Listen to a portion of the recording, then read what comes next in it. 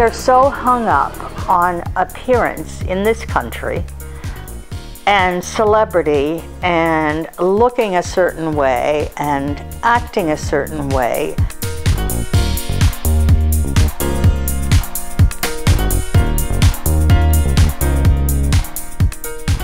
We've been so locked into European standards that we're able to, adopt the idea of, okay, if I use this, I'll be a little bit lighter. If I use this, my hair will be a little bit more manageable.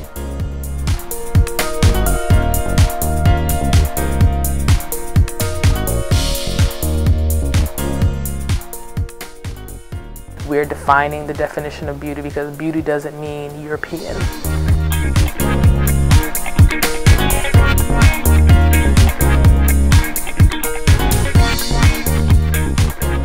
Everything I saw when I was growing up told me that I was ugly, right? I mean, everything, TV, books.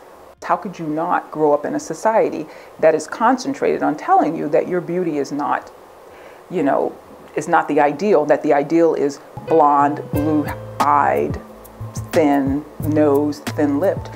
It would be superhuman to expect Black people not to have absorbed this. What I think is remarkable is to the extent with which African Americans have begun to rid themselves of this.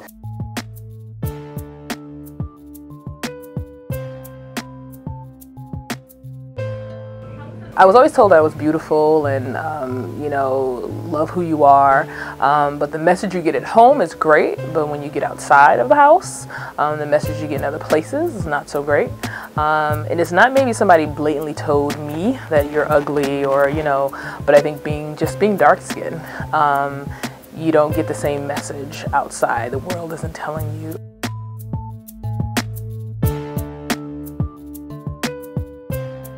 I can relate to some of the general ideas of assimilation and struggling to assimilate in a culture that's not your own and trying to keep your own identity as an African American. I relate to those themes.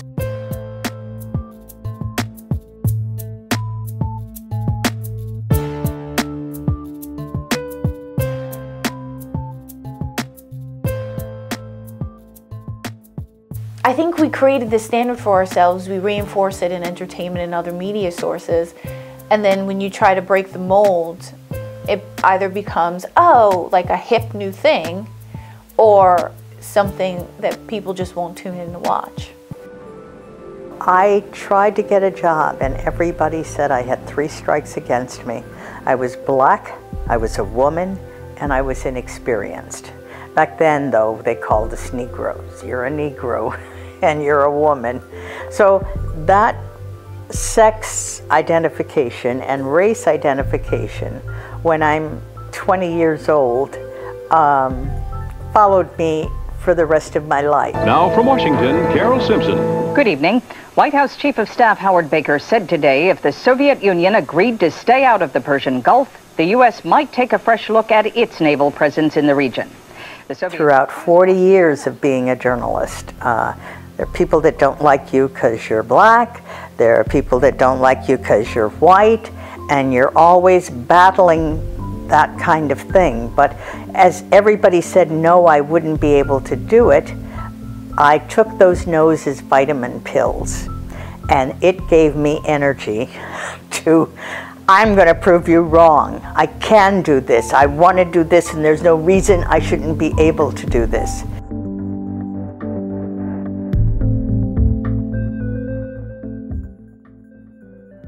Slavery obviously has a large role in this.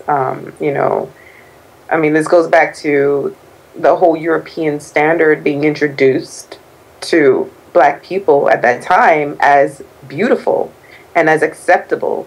And then obviously when you consider women who were half white, half Black, and how we were pitted against each other on who's more desirable, who's prettier, who belongs in the house versus who belongs in the fields.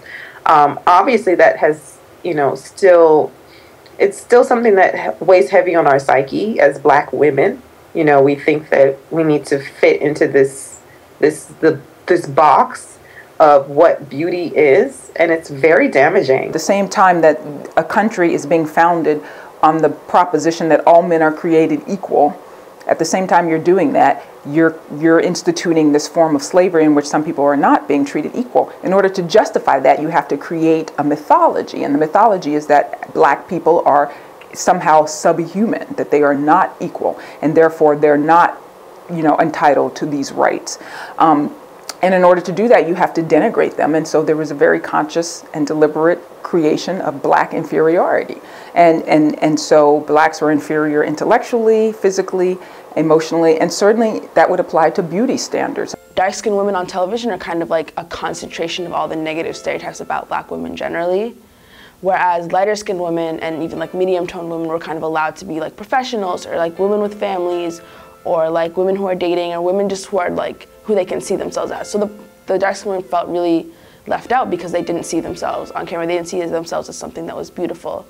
And they were kind of bombarded with like light-skinned women are beautiful, light-skinned women are more accepted in general society, light-skinned women look more professional, and dark-skinned women are just kind of not there at all. To enjoy Arkansas's largest festival, and whether it's day or night, it's New Voices in Black Cinema will air from February 4th through the 9th. We're here with the lovely Regina King, tonight's host. What can we expect to see up on stage? Well, I can tell you, this is the second day since workers were required by ultimatum. When you're on TV, like, you have an image to hold. I mean, like, it's been shown that people who are more attractive have higher ratings, things like that. And I mean, like, you get into, like, what is attractive. You didn't see a lot of people of color reporting the news or like on TV in general, especially women who were wearing their hair not like pressed, blow drying or weave or all that stuff, just like now you don't see like a lot. So you don't really think like there's really a place for you to be like, oh, what's wrong with my curly hair? There's not really like a place for that.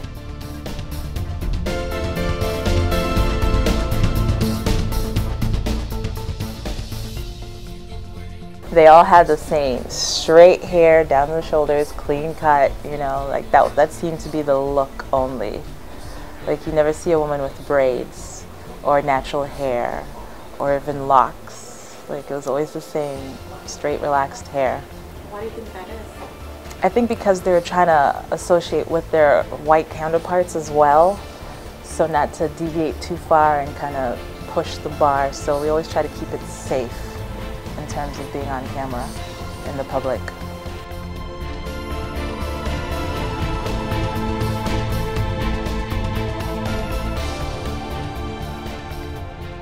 Have you ever worn your natural hair on TV? No, never. But I can't say that I've ever had my hair natural, like, I've always had it relaxed or whatever. So, no, I've never worn my natural hair. I don't know that I would.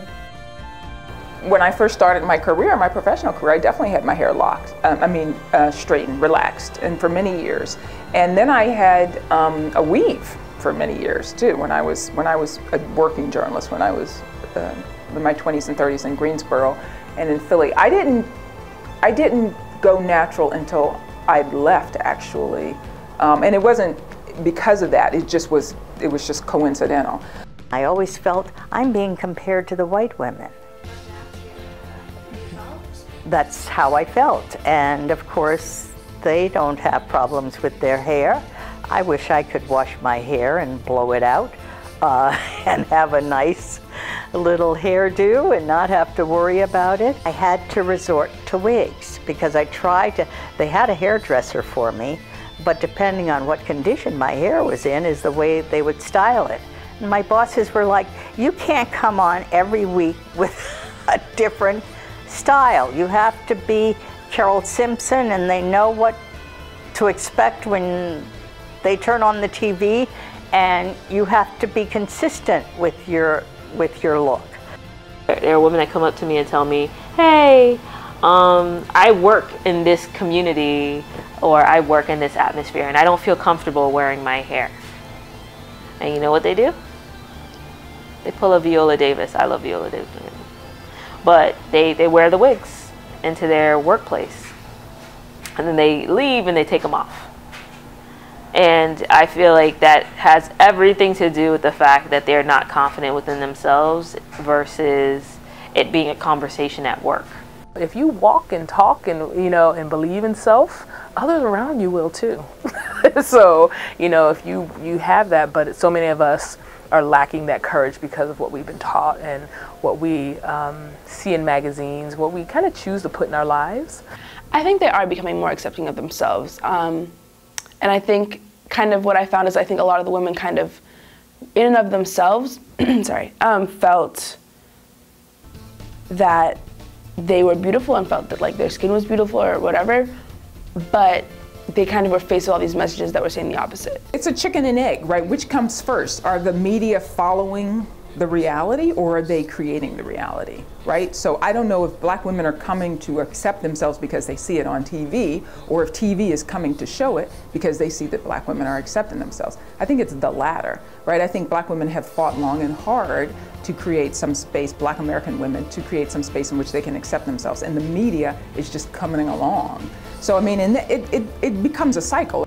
My opinion is I'd never want someone to try and change me for a job. You know, that you work hard, your work ethic should be great, your personal appearance should be clean, but I wouldn't want anyone to ever tell me to change my appearance, the way I do my hair, because I feel like they're just trying to control you and put you in a box.